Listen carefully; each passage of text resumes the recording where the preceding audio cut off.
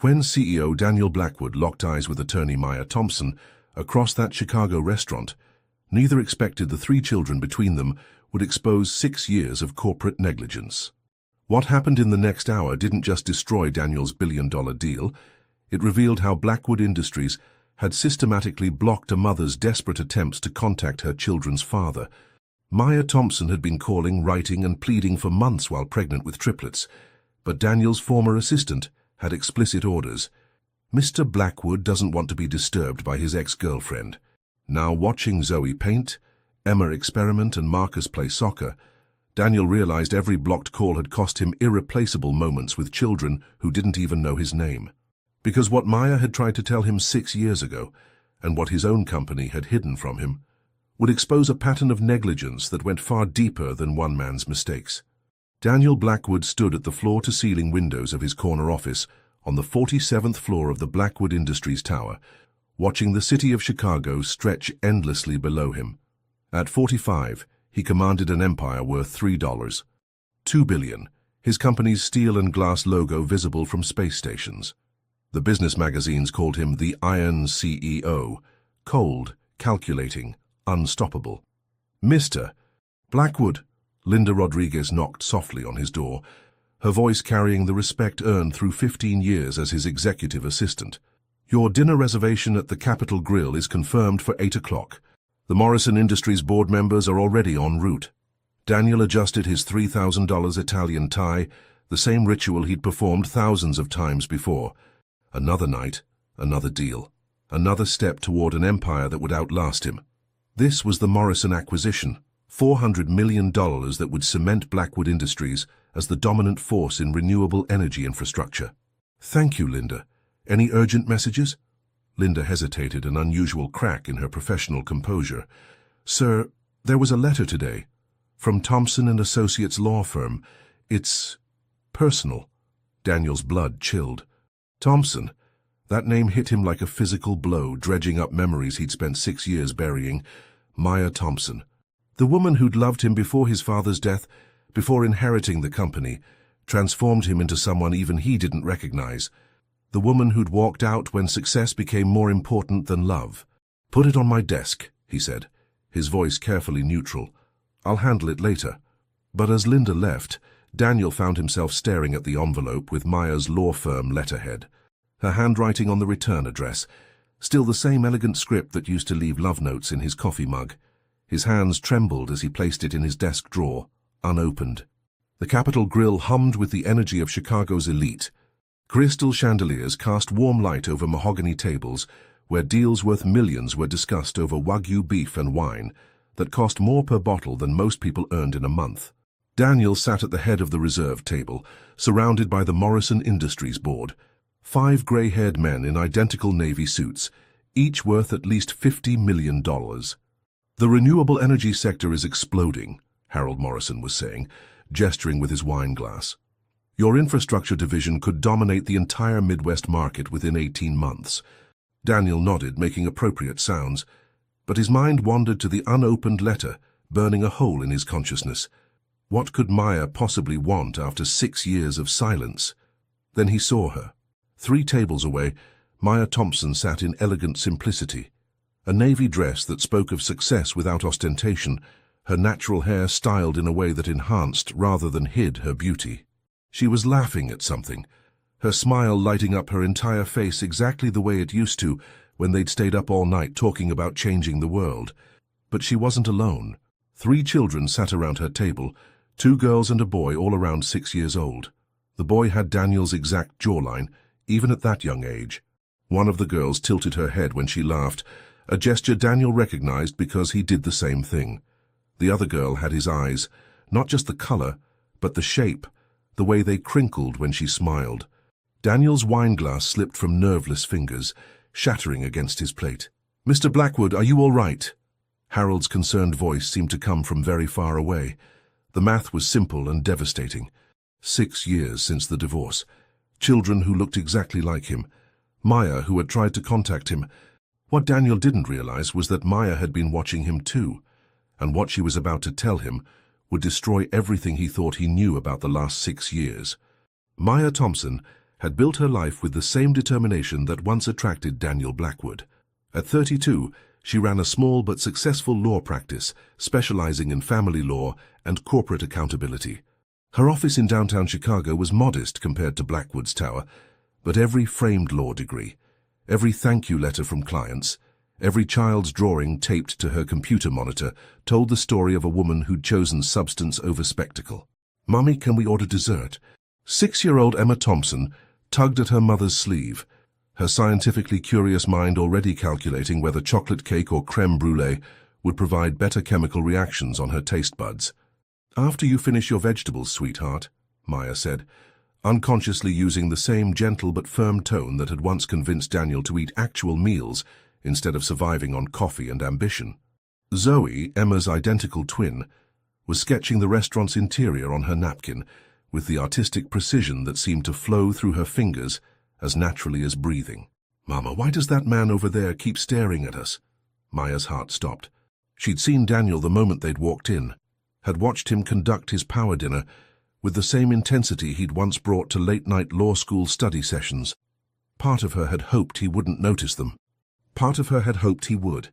Marcus, the triplets' brother, was practicing his multiplication tables between bites of his meal, a habit Maya had encouraged, because idle time led to too many questions about why their family looked different from their friends' families. "Just eat your dinner, baby," Maya said softly, but her eyes met Daniel's across the restaurant. The years melted away in that moment. She remembered the young law student who'd dreamed of using corporate law to help people, not exploit them. The man who'd held her while she cried over difficult cases, who'd believed that success meant making the world better, not just making more money. But she also remembered the phone calls that went unreturned, the letters marked return to sender, the months of trying to reach him when she discovered she was pregnant, only to be told repeatedly that Mr. Blackwood is not available, and Mr. Blackwood has requested no further contact. At Daniel's table, the Morrison deal was falling apart in real time. "Daniel, you seem distracted," Harold Morrison said, his tone sharpening. "This acquisition requires your full attention. We're talking about $400 million. Daniel forced himself to look away from Maya's table, but the image was burned into his retinas. Those children. His children. It had to be. The resemblance was undeniable. "I apologize," Daniel said, his voice hoarse. "I need a moment." He stood abruptly, his chair scraping against the marble floor. Every instinct screamed at him to walk directly to Maya's table, to demand answers, to meet the children who carried his genetic signature. But 6 years of corporate training held him back. This was public, there were witnesses, there were deals at stake. Instead, he headed toward the restroom, his mind racing through possibilities and implications and mathematical certainties that added up to one devastating conclusion. He was a father, and he'd never known. But what Maya had been hiding about those desperate phone calls would change everything Daniel thought he knew. Linda Rodriguez had worked for powerful men her entire career, but she'd never seen Daniel Blackwood look so shattered. When he returned to the office at 11 p.m., his $3,000 suit wrinkled, and his usual commanding presence replaced by something that looked almost like fear, she knew something fundamental had changed. "Linda," Daniel's voice was barely above a whisper, "I need you to tell me the truth about something." She followed him into his office, where he pulled Maya's unopened letter from his desk drawer, holding it like it might explode. 6 years ago, after the divorce, did Maya ever try to contact me? Linda's face went pale. In 15 years of working for Daniel, she'd never seen him ask about his ex-wife. When he'd promoted her from junior assistant to executive assistant, one of her first instructions had been clear. "Maya Thompson is part of my past. If she calls, tell her I'm unavailable." But that had been Rebecca Chen's instruction, not Daniel's. Rebecca, the assistant who'd been hired to protect Mr. Blackwood from emotional distractions during the crucial first year after his father's death. "Sir," Linda said carefully, "what exactly are you asking?" "Phone calls, letters, any attempt at communication. I need to know everything." Linda sank into the chair across from his desk. "Mr. Blackwood, I think you should sit down." Over the next 20 minutes, Linda revealed a truth that devastated Daniel more thoroughly than any business failure ever could. Maya had called his office 47 times in the 3 months after their divorce. She'd sent 16 letters, marked personal and confidential. She'd even shown up at the building twice, begging to speak with him for just 5 minutes about something urgent. Rebecca Chen had blocked every single attempt. She said you'd given explicit instructions, Linda explained, her voice thick with regret, that you wanted no contact with your ex-wife under any circumstances. I found the documentation when I took over as your assistant, but by then it had been months since the last attempt. I assumed you knew. Daniel's world tilted on its axis. He opened Maya's letter with hands that shook so violently he could barely tear the envelope. Daniel, I know you've made it clear you don't want contact with me, but our children deserve to know their father. Zoe, Emma, and Marcus are 6 years old now. They ask about you. I've told them you're someone who was very important to me once, but that you had to go away. They'll be performing in their school play next Thursday at 2 p.m. Lincoln Elementary, room 204. You don't have to acknowledge them as yours. You don't have to acknowledge me at all. But if there's any part of the man I once loved still inside you, maybe you could just see them. See who they are. They have your curiosity, your determination, your sense of justice. Zoe paints the world the way she thinks it should be. Emma questions everything until she understands how it works. Marcus believes that if you try hard enough, you can solve any problem. They're good kids, Daniel. They're your kids. Maya Daniel read the letter 3 times before the words truly sank in. Then he looked at Linda, and she saw something in his eyes she'd never seen before. Complete and utter devastation. I have children, he said, his voice breaking. I have 3 children, and I didn't know. What Linda discovered in the old files would reveal just how systematic the cover-up had been, and how many people at Blackwood Industries had known the truth. At 3 a.m., Daniel and Linda sat in his office surrounded by boxes of files from Rebecca Chen's tenure as his assistant. What they found was worse than Daniel had imagined. It wasn't just negligence. It was systematic suppression of information designed to protect the company's interests during a vulnerable transition period. The smoking gun was a memo from his mother, Victoria Blackwood, to Rebecca Chen, dated 1 week after Maya's first phone call. Rebecca, under no circumstances is Daniel to be contacted by Maya Thompson. He's grieving his father and learning to run a $3 billion company. Personal distractions could cost us everything we've built. Handle this discreetly but definitively. The Blackwood legacy depends on Daniel's focus. Victoria Daniel stared at the memo until the letters blurred. His mother had known. She'd orchestrated Maya's silence and, by extension, his separation from his children. There's more, Linda said quietly, pulling out a folder marked Personal Correspondence Returned.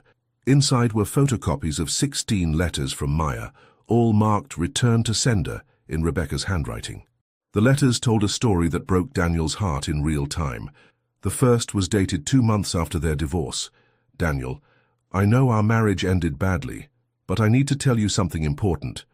I'm pregnant. Twins, maybe triplets. The doctor can't tell yet.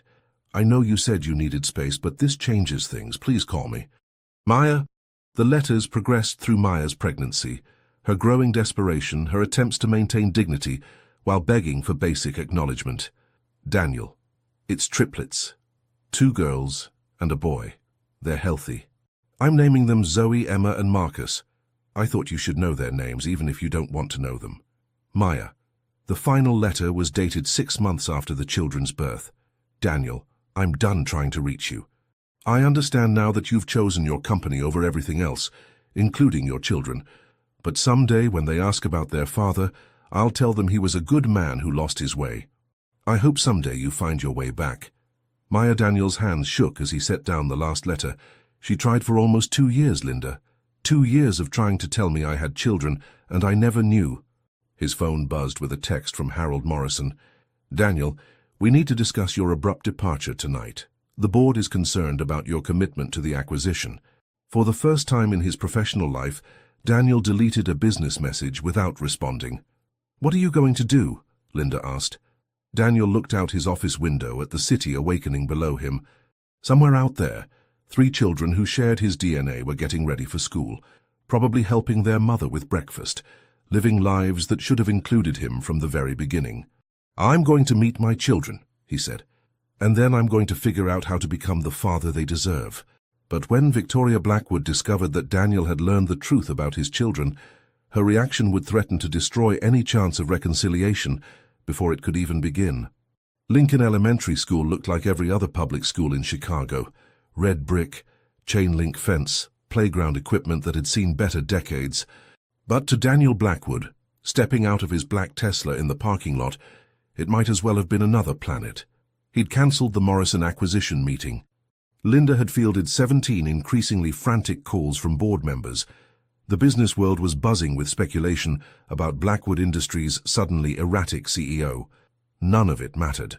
Daniel had spent the morning shopping for children's gifts with the helpless enthusiasm of someone making up for 6 years of missed birthdays, Christmas mornings, and tooth fairy visits. Art supplies for Zoe, science kits for Emma, a soccer ball for Marcus, based entirely on Maya's letter and his own desperate hope that he could somehow purchase forgiveness. Room 204 was decorated with construction paper trees and crayon drawings of families. Daniel stood in the doorway, his heart pounding, watching Maya help 3 children into costumes for their performance of The 3 Little Pigs. Zoe wore a blue pig costume and carried a small paintbrush as a prop.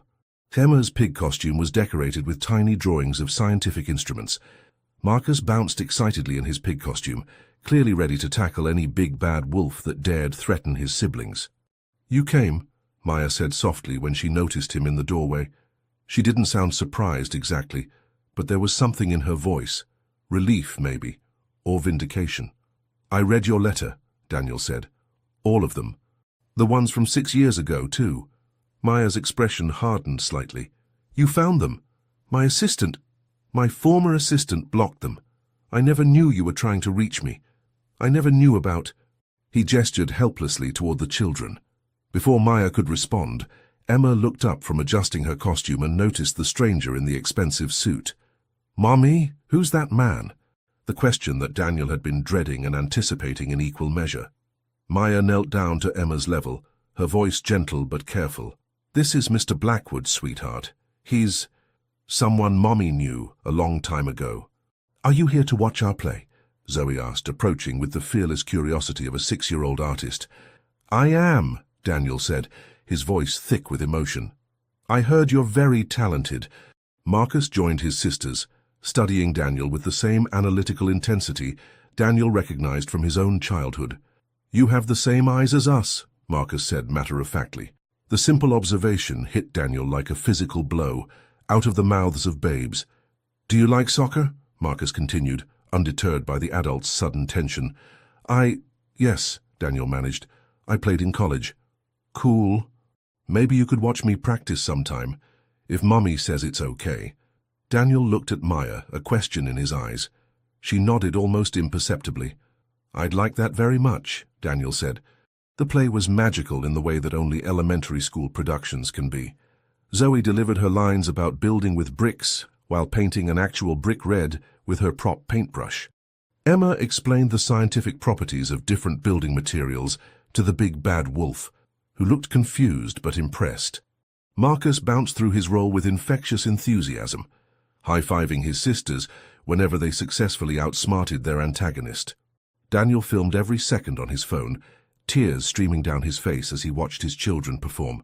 When they took their bows, all 3 spotted him in the audience and waved with the unconscious friendliness of children who hadn't yet learned to be suspicious of the world. After the performance, as parents milled around taking pictures and congratulating their young actors, Daniel approached Maya carefully. "They're incredible," he said. "You've done an amazing job raising them." "I had to," Maya replied, but there was no bitterness in her voice. "They deserved the best I could give them. Maya, I need you to know that I never meant to abandon them. I never meant to abandon you. If I had known—" "What would you have done?" Maya asked quietly. "Really, Daniel, if you had known I was pregnant, would you have chosen differently, or would you have seen it as another distraction from building your empire?" The question hung between them like a challenge. Daniel thought about the man he'd been 6 years ago, consumed by grief over his father's death, desperate to prove himself worthy of the Blackwood legacy, measuring success only in market share and profit margins. "I don't know," he admitted. "The man I was then, I hope I would have chosen differently, but I can't be sure." Maya studied his face for a long moment. And now? Now? Daniel looked at his children, who were showing their costumes to other parents with pride and joy. Now I know what I should have always known. They matter more than any deal, any company, any amount of money. They're my children, and I've already missed too much. But Daniel's parents had their own plans for the grandchildren they'd just discovered, and Victoria Blackwood wasn't about to let anyone else control the Blackwood legacy. Victoria Blackwood had built her life around control. At 68, she commanded social circles with the same iron will her late husband had used to build Blackwood Industries. When Linda Rodriguez called to inform her that Daniel had discovered he had 3 children, Victoria's first instinct wasn't joy at gaining grandchildren. It was strategic calculation about what this meant for the family legacy. By Saturday morning, Victoria and her husband Robert were standing in Maya's modest living room in Lincoln Park, having arrived unannounced with enough presumption to fuel a small nation. "Ms. Thompson," Victoria said, her voice carrying the kind of authority that expected immediate compliance. "We need to discuss arrangements for our grandchildren." Maya had been making breakfast for the triplets when the doorbell rang.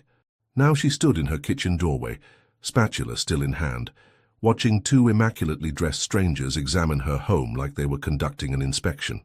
"I'm sorry. Who are you?" Maya asked, though she already knew.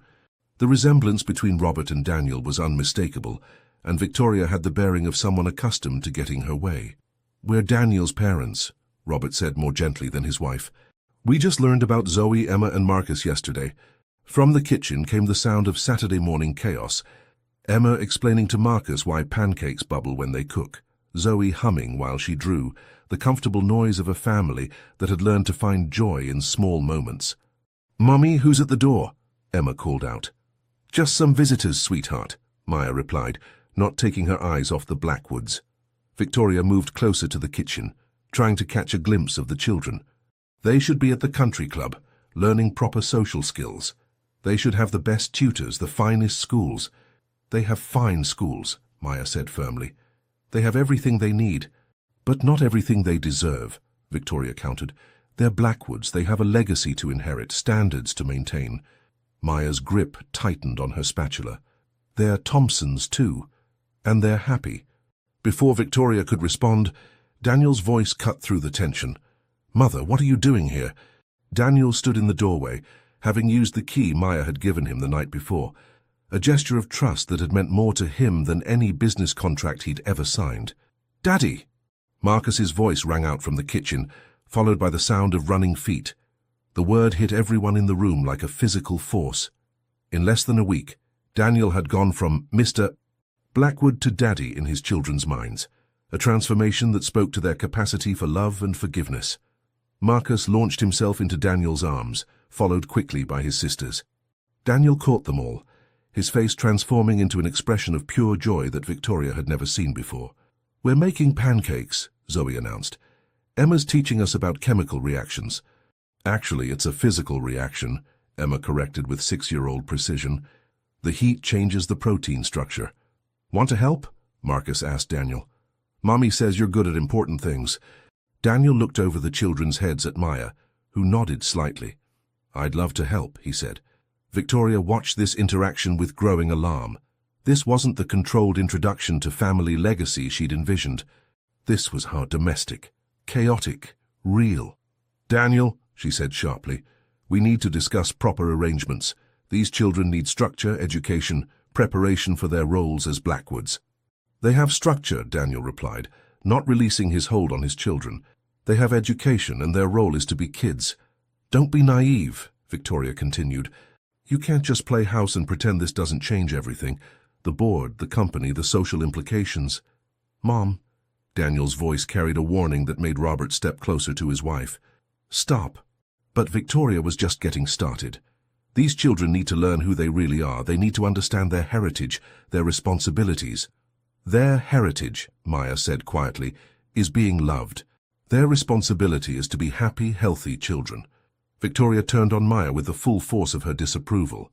"You've kept them from their family for 6 years. You've denied them advantages that could shape their entire futures. You've been selfish." The accusation hung in the air like poison. Daniel set his children down carefully, and moved to stand beside Maya. "Mother, I think you should leave." "Daniel, don't be ridiculous. We need to discuss custody arrangements, financial support, proper schooling." "We need," Daniel said firmly, "to respect what Maya has built here. She's been an incredible mother to our children." "Your children," Victoria repeated. "Exactly, they're Blackwoods, and they deserve—" "They deserve," Maya interrupted, her voice steady but dangerous, "to be treated like human beings, not assets in a family portfolio." What came next would shock everyone in that room and change the family dynamics forever.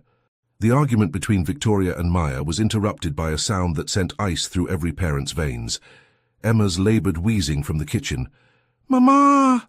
Emma's voice was tight with panic. I can't breathe." Maya moved faster than humanly possible, Daniel right behind her. They found Emma sitting on the kitchen floor, her face pale, her chest working hard for each breath. Zoe and Marcus stood frozen, their eyes wide with fear they'd seen before. "It's her asthma," Maya said, already reaching for the emergency inhaler she kept in every room. "Emma, sweetheart, look at me." Slow breaths, just like we practiced. But the inhaler wasn't helping.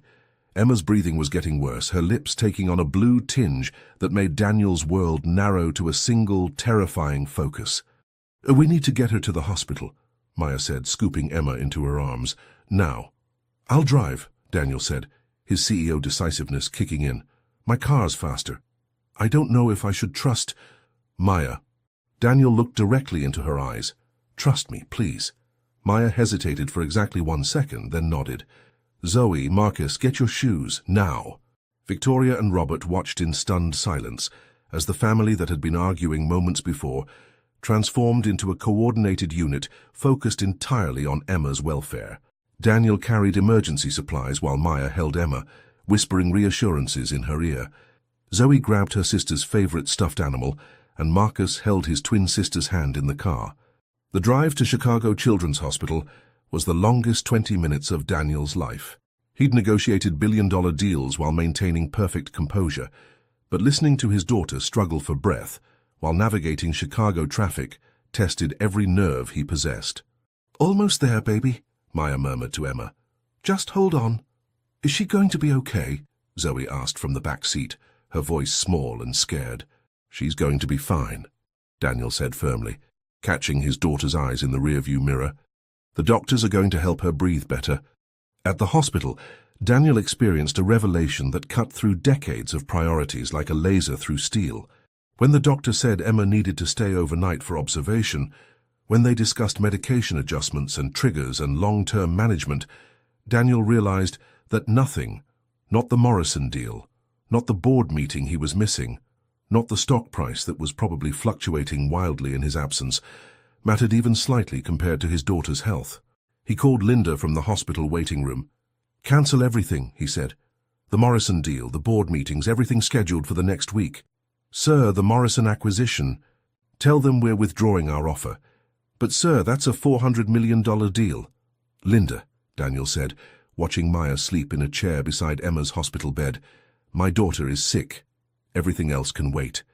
After he hung up, he found Victoria and Robert in the hallway outside Emma's room. "We came as soon as we heard," Robert said quietly. "How is she?" "She's stable.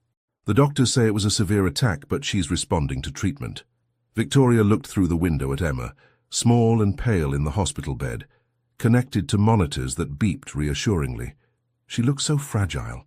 "She's not fragile," Daniel said. "She's strong, they all are. Maya made sure of that." "Daniel," Victoria began, but he cut her off. "Mom, when you were arguing with Maya today, were you thinking about what was best for the children, or what was best for the Blackwood image?" Victoria was quiet for a long moment. Finally, "I was thinking about their future. Their future is tonight, tomorrow, making sure Emma can breathe, making sure Zoe feels safe to create, making sure Marcus knows he's loved. Everything else is just noise." Daniel's decision at the hospital would cost him millions, but what he gained was worth infinitely more than money. The next morning brought consequences that rippled through Chicago's business community like an earthquake.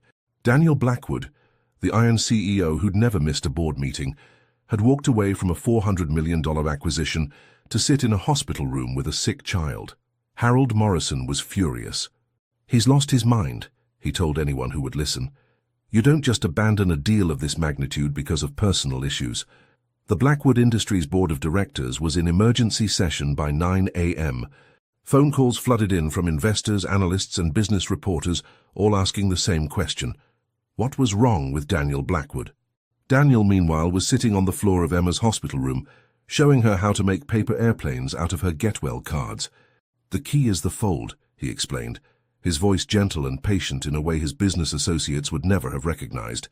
If you make the crease sharp enough, it creates better aerodynamics. Aerodynamics, Emma repeated carefully, still weak but fascinated. That's how things move through air? Exactly. You're going to be an incredible scientist someday.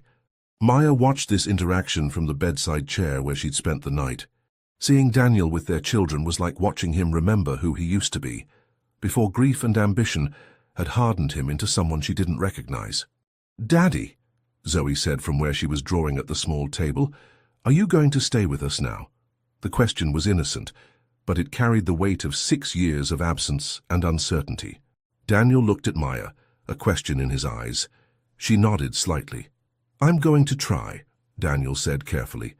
"If your mom says it's okay, I'd like to be part of your lives. Really part of them." "What about your important work?" Marcus asked.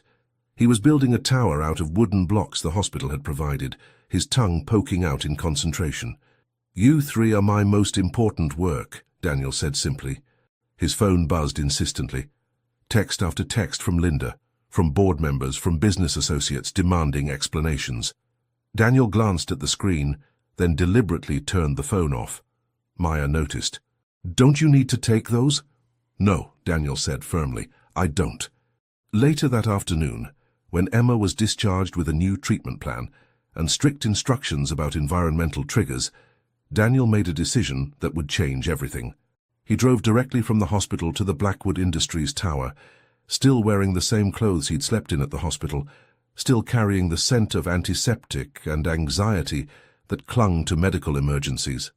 The board was waiting in the conference room, their faces ranging from concern to furious. "Daniel," Robert Morrison stood as he entered, "we need to discuss your recent behavior. Walking away from our deal, missing meetings, ignoring calls."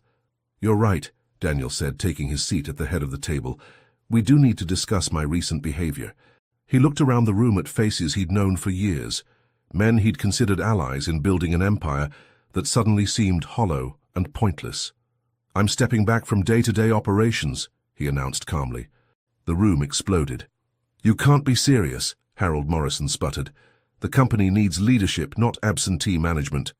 "I'm promoting Linda Rodriguez to Chief Operating Officer. She knows this company better than anyone. I'm delegating most operational decisions to the department heads. I'll remain as CEO for major strategic decisions, but I won't be working 16-hour days anymore." "Because of 3 children you just met?" another board member demanded. "Because of 3 children I should have known 6 years ago," Daniel corrected. "Because I've spent so long building something that I forgot why I was building it." "The shareholders won't stand for this," Harold warned. "Then they can sell their shares," Daniel said simply. "I own controlling interest. This company will survive without me micromanaging every decision. My children won't get another childhood." But when the board of directors discovered the full extent of Daniel's plan to restructure his priorities, they decided to take action that would threaten everything he was trying to build with his family. The boardroom at Blackwood Industries had never felt more like a battlefield. 3 days after Daniel's announcement about stepping back from daily operations, the board of directors had called an emergency meeting that felt more like an intervention. Harold Morrison led the charge, his face flushed with the righteous anger of someone watching a $400 million deal slip away. "Daniel, this has gone too far. The stock price has dropped 12% since news of your personal situation became public." Around the mahogany table sat 12 of Chicago's most powerful business leaders, each representing millions in investment and decades of corporate loyalty. Today they looked at Daniel Blackwood like he'd lost his mind. "The Morrison acquisition was just the beginning," added board member Patricia Wells, her voice sharp with disapproval. "We've had 3 other potential deals fall through because partners are questioning your commitment." Daniel sat at the head of the table, his usual position of power, but something fundamental had changed. Where once he would have felt the familiar rush of corporate adrenaline, now he felt only tired resignation. "I've been running this company for 6 years," Daniel said calmly. "In that time, we've tripled our market value, expanded into 4 new sectors, and become the dominant force in renewable energy infrastructure. I think I've earned the right to adjust my priorities." "Adjust your priorities?" Harold's voice rose dangerously. "You've abandoned a major acquisition to play house with children you didn't even know existed a week ago." The words hung in the air like a challenge. Daniel felt something cold and dangerous settle in his chest, the same protective instinct that had driven him to carry Emma to the car during her asthma attack. "Those children," Daniel said, his voice deadly quiet, "are my family, and I will not apologize for choosing them over profit margins." "Then perhaps," Patricia said smoothly, "it's time to consider whether you're still the right person to lead this company." The threat was subtle but unmistakable. Daniel looked around the table, seeing clearly for the first time the faces of people who had never cared about him as anything more than a source of returns on their investments. "Are you questioning my competency?" Daniel asked. "We're questioning your priorities," Harold replied. "A CEO who walks away from major deals to attend elementary school plays isn't someone we can trust with our investments." Daniel's phone buzzed with a text from Maya. "Emma's science fair is tonight. She's presenting her project on aerodynamics. She wants to know if you'll be there." Looking at the message, Daniel felt clarity wash over him like cool water. He stood up slowly, his decision crystallizing with each passing second. "You're right," he said simply. "You can't trust me to put your investments above my family, because I won't, not anymore." "Daniel, don't be rash," Robert Morrison started, but Daniel held up a hand. "I'm not being rash. I'm being honest. For 6 years, I've given this company everything I had. My time, my energy, my relationships, my health. I missed the birth of my children because I was so focused on building something that I forgot why I was building it." He walked to the window overlooking Chicago, the city where his children were growing up with or without him. "You want to know what I've learned this week? I've learned that my 6-year-old daughter Emma can explain aerodynamics better than most of our engineering staff.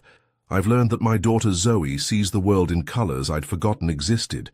I've learned that my son Marcus believes that every problem has a solution if you just try hard enough." Daniel turned back to face the board. "And I've learned that all the money in the world means nothing if you don't have people to share it with." Patricia Wells leaned forward, her expression calculating. "So, what exactly are you proposing?" "I'm proposing that you find a new CEO," Daniel said simply. "Someone who can give you the 16-hour days and emotional detachment you require. I'll retain my ownership stake, but I won't be your puppet anymore." The room erupted in shocked voices, but Daniel was already walking toward the door. "Where are you going?" Harold demanded. "To watch my daughter explain how airplanes fly," Daniel replied without turning around. Daniel's final choice between his billion-dollar empire and his family would surprise everyone. But the real test was just beginning. Lincoln Elementary School's gymnasium had been transformed into a wonderland of scientific curiosity. Tables covered in baking soda volcanoes, solar system models, and plant growth experiments filled the space where Daniel's daughter was about to present her project on aerodynamics. Daniel arrived directly from the boardroom confrontation, still wearing his expensive suit, but carrying a coffee for Maya and juice boxes for the kids, small gestures that spoke to how completely his priorities had shifted. He found Maya setting up Emma's display table, her movements efficient but gentle, as she helped their daughter arrange paper airplanes of different designs alongside a poster explaining the scientific principles behind flight. "You came," Emma said, her face lighting up when she spotted him across the gymnasium. "I wouldn't miss it," Daniel replied, meaning it more than any promise he'd ever made in a boardroom. "Daddy, look." Emma pointed excitedly to her display. "I tested 12 different airplane designs and recorded how far each one flew. The sharp creases make the biggest difference in aerodynamics." Daniel knelt down to Emma's level, studying her charts and graphs with the same attention he'd once given to quarterly reports. "This is incredible work, sweetheart. You've conducted a real scientific experiment." "Mrs. Peterson says I might win a ribbon," Emma whispered conspiratorially. "Whether you win or not, I'm already proud of you," Daniel said, and watched his daughter's smile grow even brighter. Zoe and Marcus had insisted on coming to support their sister, and Daniel found himself experiencing the simple joy of family dynamics he'd never known existed. Zoe sketched the other science fair projects, creating an artistic record of Emma's big night. Marcus appointed himself official cheerleader, high-fiving Emma between each presentation to the judges. Maya watched Daniel navigate this new world of elementary school social dynamics, seeing him charm other parents with the same genuine interest he was showing in every science project they encountered. "Mr. Thompson?" A teacher approached them during the judging break. "Actually, it's Blackwood," Daniel corrected gently. "I'm Emma's father." The teacher's eyes widened slightly. Clearly she'd done the math on how a public school student had ended up with a father whose name regularly appeared in Chicago business journals. "Emma's project is exceptional," the teacher continued. "She has a real gift for scientific thinking. She gets that from her mother," Daniel said, glancing at Maya with a smile. Maya's always been the analytical one. When the awards were announced, Emma won second place in the first grade category. Her excitement was infectious, her hug strong enough to knock Daniel slightly off balance, her pride absolutely radiant. "I got a ribbon," she announced to anyone within hearing distance. "You got more than a ribbon," Daniel told her as they packed up her project. "You proved that hard work and curiosity can lead to amazing discoveries." As they walked to the parking lot, Daniel's phone buzzed constantly with calls from board members, reporters and business associates, trying to understand what had happened at Blackwood Industries that afternoon. He ignored every single call. "Aren't those important?" Maya asked, nodding toward his phone. "Nothing's more important than this," Daniel replied, gesturing to Emma clutching her ribbon. Marcus describing his sister's victory to anyone who would listen, and Zoe already planning a celebratory drawing. That night, after ice cream and more celebration than a second-place science fair ribbon probably warranted, Daniel found himself in Maya's living room helping with homework while she made dinner. It was the most domestic scene he'd ever been part of, and also the most content he'd ever felt. "Daddy," Marcus said, looking up from his math worksheet, "are you going to live with us now?" The question was innocent, but loaded with 6 years of hope and uncertainty. Daniel looked at Maya, who nodded slightly, not permission exactly, but acknowledgement that this conversation needed to happen. "It's complicated, buddy," Daniel said carefully. "Your mom and I aren't married anymore, but that doesn't mean I can't be part of your lives every day. Could you live nearby?" Zoe asked from where she was drawing at the kitchen table. "Would you like that?" Daniel asked. "Yes," all three children said in unison, with the kind of certainty that only children possess. Daniel felt something settle in his chest, a sense of rightness he'd been missing for longer than he'd realized. What happened next would reshape not just their family, but everything Daniel thought he knew about success. 3 months later, Daniel Blackwood was unrecognizable from the man who'd sat in boardrooms discussing market dominance. He'd found a house 2 blocks from Maya's, close enough for the children to ride their bikes between homes, but far enough to respect the boundaries that made their unusual arrangement work. The house had a basement perfect for Emma's expanding collection of science experiments, a sunroom where Zoe could paint in natural light, and a backyard big enough for Marcus to practice soccer goals. More importantly, it had space for a family that was learning to be together in a completely new way. "Daddy, watch this," Marcus called from the backyard, where he was demonstrating a new soccer move Daniel had taught him. Daniel looked up from the laptop where he'd been working on a drastically reduced schedule, 3 days a week at the office, with Wednesdays and Fridays reserved for whatever his children needed. The transition hadn't been easy. The board had found a new CEO within 2 weeks, someone eager to work the 80-hour weeks Daniel had abandoned. The business press had spent months analyzing what they called the Blackwood breakdown, trying to understand how a billionaire could choose fatherhood over empire building. But watching Marcus nail the soccer move perfectly, seeing his face light up with pride and joy, Daniel knew he'd made the right choice. "That was perfect," Daniel called back, setting aside his laptop completely. Maya appeared on her back porch, holding a cup of coffee and wearing the kind of peaceful expression Daniel had rarely seen during their marriage. "How's the new work schedule treating you?" she asked, as Daniel joined her on the porch steps. "I forgot how much I enjoyed actually solving problems, instead of just managing other people who solve problems," Daniel admitted. "And I forgot how much energy I had when I wasn't working until midnight every night." Their relationship had evolved into something neither of them had expected. Not romantic, but not quite friendship either. They were partners in the most important project either of them had ever undertaken, raising 3 incredible children. "The kids want to know if you'll come to parent-teacher conferences next week," Maya said. "All 3 of them." "They specifically requested that both their parents attend," Maya smiled. "Emma wants to show off her latest science project, Zoe has an art exhibition, and Marcus made the school soccer team." Daniel felt the familiar rush of pride and amazement that hit him every time he remembered these children were his. "I wouldn't miss it." "Daniel," Maya said more seriously, "I need you to know something. What you've done these past few months, the way you've committed to being their father, it's more than I ever hoped for when I was trying to reach you 6 years ago." "I have 6 years to make up for," Daniel replied. "And honestly, Maya, I think I'm getting more out of this than they are. I had no idea what I was missing." From the backyard came the sound of Emma explaining to Marcus why soccer balls curve when you kick them with spin, while Zoe painted both her siblings in watercolors. The chaos was beautiful and real in a way that boardroom victories had never been. "Your parents called," Maya said quietly. "Victoria wants to know if they can take the kids to their country club next weekend." Daniel sighed. His relationship with his parents had been strained since his dramatic career shift, but they were trying to build relationships with their grandchildren, slowly and with heavy supervision. "What did you tell her?" "I told her we'd discuss it as a family, all 5 of us." The phrase "all 5 of us" hit Daniel with unexpected emotion. Somewhere along the way they'd become a family unit, unconventional, complicated, but undeniably real. That evening, as Daniel read bedtime stories and helped with the nighttime routine he'd missed for the first 6 years of his children's lives, he reflected on what success actually meant. His net worth had dropped significantly when he'd stepped back from active business management. The business magazines no longer called him for quotes about market trends. His name had disappeared from the lists of Chicago's most powerful executives.